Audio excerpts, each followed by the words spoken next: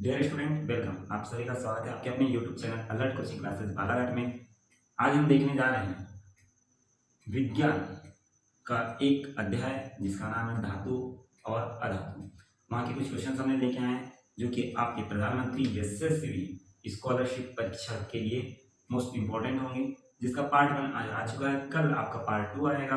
आप अपना साथ ऐसे बनाए रखें। ओके, चलिए पहला क्वेश्चन की ओर हम आगे बढ़ते हैं। पहला क्वेश्चन हमारा है, निम्न में से किस धातु को आसानी से चाकू से काटा जा सकता है? ऐसी कौन सी धातु है, ऐसी कौन सी धातु है जिसे चाकू चाकू तो आप जानते हो क्या होती है, उसे हम आसानी से काट सकते हैं? ऑप्शन दिए हुए हैं, आसानी के कोई भी ऑप्शन से आप टिक कर लो। ऑप्शन रहेंगे तभी आप लोगों को ये करना है, क्योंकि बहुत सारी 2-3 प्रकार की धातुएं होती हैं जिन्हें चाकू से काट सकते हैं। बट हमारे ऑप्शन में जो है उससे रिलेटेड देखेंगे हम। पहला ऑप्शन है पोटेशियम, दूसरा पारा, तीसरा जिंक, चौथा लोहा। ये 4 ऑप्शन में से आपको एक ऑप्शन सही बताना है। तो हमारा ऑप्शन ए है पोटेशियम। पोटेशियम को हम आसानी से चाकू से काट सकते हैं। ओके बेटा। सेकंड क्वेश्चन है हमारा, धातुओं के पतले पतले तार खींचे जा सकते हैं, धातुओं के इस गुण को क्या कहते हैं? ऐसा क्या चीज, ऐसी कौन सी धातु है, या फिर सिंपल हम बोले धातुओं के पतले से पतले चादर यानी तार, एक छोटे छोटे तार ऐसा बना के खींचेंगे। तो हमको ये बताना है ऐसे कौन सी धातु है जिस धातु का गुण है जिससे हम पतले के पतले तार बना सकते हैं। पहला है चमक। चमक से हम धातु की तार बना सकते हैं क्या? चमक मतलब आपको तो पता है, लाइटिंग, उजाला। ओके। सेकेंड है आघातवर्धनीयता, तीसरा तन्यता, चौथा चाल। आघातवर्धनीयता मतलब जिसे ठोका जाता है, ठीक है, ठोक के ट्रेन करेंगे। तन्यता मतलब होता है तनाव, खिंचाना। ओके बेटा। तन्यता मतलब क्या होता है बोला मैंने? खींचना या तनाव। तो हमारा ये ऑप्शन थर्ड सही होगा, जिससे हम क्या खींच खींच के क्या कर सकते हैं, धातु से तार बना सकते हैं पतले से पतले। तीसरा क्वेश्चन है हमारा, धातुएं ऑक्सीजन से अभिक्रिया कर क्या बनाती है? धातुएं जो होती है, कोई भी धातु, जैसे मान लो क्या हो गया अपना सोडियम। सोडियम एक धातु है, ठीक है। सोडियम है, मैग्नीशियम है, पोटेशियम है। ये धातुएं क्या करेंगी? ऑक्सीजन से क्रिया मतलब O2 से क्रिया जैसे ही करेगी तो क्या बनाएगी? आप लोगों को इसका आंसर पता रहना चाहिए। जैसी धातुएं क्या थे ऑक्सीजन से क्रिया करती है, क्या बनाती है? धात्विक ऑक्साइड। धात्विक ऑक्साइड। चौथा क्वेश्चन है, कौन सी एकमात्र अधातु है जो विद्युत की सुचालक है? अब आपको ये क्वेश्चन जो कि मोस्ट इंपॉर्टेंट है आप लोगों के लिए, ऐसी कौन सी धातु है जो अधातु है, एकमात्र अधातु, ठीक है, धातु नहीं है, क्या है? अधातु, फिर भी वे क्या है? विद्युत की सुचालक। ऑप्शन है सल्फर, दूसरा है आयोडीन, तीसरा है ग्रेफाइट, चौथा है क्लोरीन। जिसका ऑप्शन आएगा आपका थर्ड, ग्रेफाइट। ग्रेफाइट की जो छड़ होती है आपकी पेंसिल की नोक में पाई जाती है। ये क्वेश्चन आपका बन सकता है, हमारी पेंसिल के नोक में कौन किसकी छड़ पाई जाती है? आपको बताना है ग्रेफाइट की। ओके बेटा।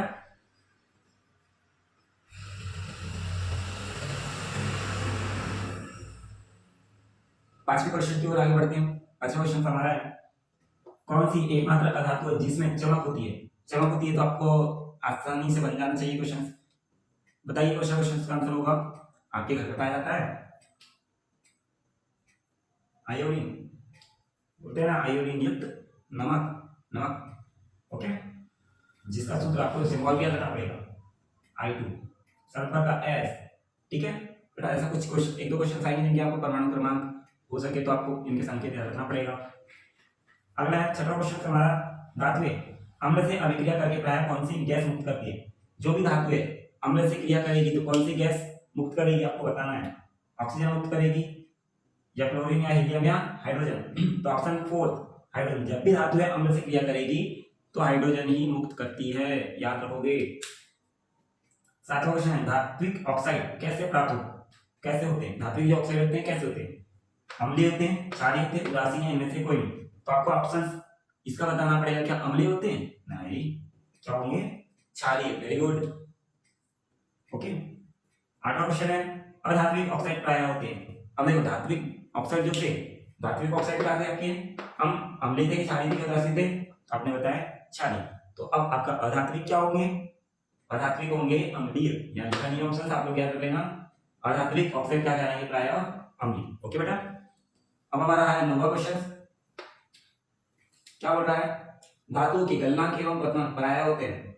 गलनांक और क्वथनांक किस टेम्परेचर पे गलेगा और किस पे वो उबलेगा, ठीक है। तो आपको बताना गलनांक और तोड़नांक क्या होता है धातुओं का, निम्न होता है, उच्च होता है, दोनों होता है, इनमें से कोई नहीं। तो याद रखना धातुओं को अगर पिघलाना है, गलाना है, तो आपको ताप और दाब की आवश्यकता या फिर उसको ठंडे करने के लिए उच्च की मात्रा होनी चाहिए। जैसे ही मान लो लोहे को गर्म करना है तो उसके लिए ज्यादा ताप देना पड़ता है ना बेटा, जितना ज्यादा ताप दोगे उतने में वो क्या होता है, क्या होता है, थोड़ा सा ये होगा, क्या गलेगा या फिर पिघलेगा। ओके, उसके बाद टोका जाएगा, उसके उसका दूसरा रूप बनाया जाएगा।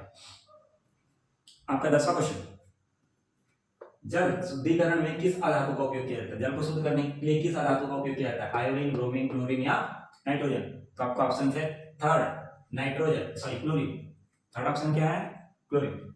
चौथा, सॉरी क्वेश्चन नंबर 11 बेटा, सबसे अधिक सक्रिय धातु है। सबसे अधिक सक्रिय धातु क्या है? पोटेशियम, सोडियम, तांबा या सोना? सोना धातु सबसे सक्रिय धातु है? नहीं, आपकी सक्रिय धातु में आता है पोटेशियम, याद रखोगे। सबसे सक्रिय धातु क्या है? पोटेशियम। 12 नंबर का क्वेश्चन, सबसे अधिक सक्रिय अधातु। देखो धातु के बाद अधातु मतलब क्वेश्चन तो आना ही आना है, डन हो चुका है बेटा, क्वेश्चन आना ही आना, धातु अधातु से क्वेश्चन आएगा। किस टाइप का आएगा आपको ये देखना है।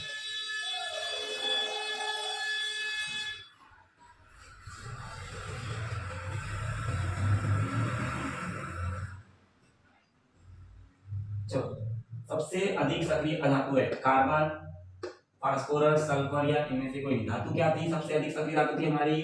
पोटेशियम। तो आपकी अधातु क्या होगा सक्रिय? फास्फोरस। क्या होगा? फास्फोरस। Very good. एक अधातु का नाम बताइए जो कठोर है। ये तो बताइए होगा। कार्बन के दो अपरूप होते हैं, ग्रेफाइट और हीरा। तो ग्रेफाइट कैसे होता है? विद्युत का सुचालक होता है अधातु होने के बावजूद भी। अब यही वाले क्वेश्चन में आ गया है, एक अधातु का नाम बताइए जो कठोर है। आपका क्या होगा? हीरा। ओके बेटा, जो कांच काटने के भी काम आता है, कठोर भी होता है, याद रखोगे। धातुएं सामान्यतः किस रंग की होती है? लाल, हरा, लाल रंग की होती है, हरे रंग की होती है, पीले या भूरे रंग की? तो धातुएं जब भी गर्म किया जाता है तो भूरा रंग छोड़ती है। ठीक है, गर्म करके देखना किसी भी धातु को कैसा रंग देगी? भूरा रंग। ऊष्मा और विद्युत का सर्वोत्तम चालक है। अगला क्वेश्चन है 15 नंबर का, ऊष्मा और विद्युत का सर्वोत्तम चालक है चांदी, तांबा, सोना, पारा। तो सबसे अधिक क्या है सर्वोत्तम ऊष्मा का? चांदी। चांदी से अधिक मात्रा में ऊष्मा निकलती है और जल्द से जल्द ऊष्मा पकड़ लेती है। ओके, स्कूल की घंटी लास्ट में जो बजती है और सब ब्रेक पकड़ के जो घर निकल लेते हो वाली। ओके बेटा, स्कूल की घंटी धातु की बनी होती है क्योंकि यह अभी क्या कहलाती है?